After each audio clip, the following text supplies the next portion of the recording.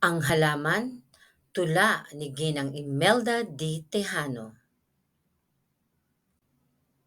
Halina't langhapin ang sariwang hangin mula sa halamang narito sa hardin. Ang bahagi nito'y ating pag-aralan at kahit sandali ay may matutunan.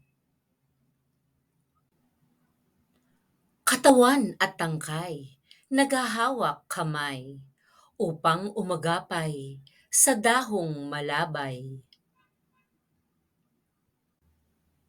Ito ay may ugat, sa lupa'y nakalapat, sumisipsip ng tubig tuwing dinidilig.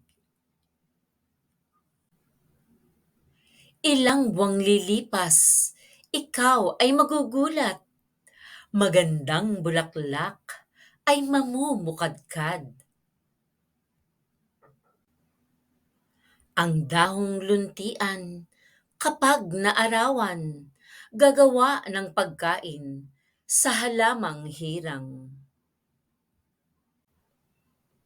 Ang ibang bulaklak ay magiging bunga na siyang kakainin ng batang masaya.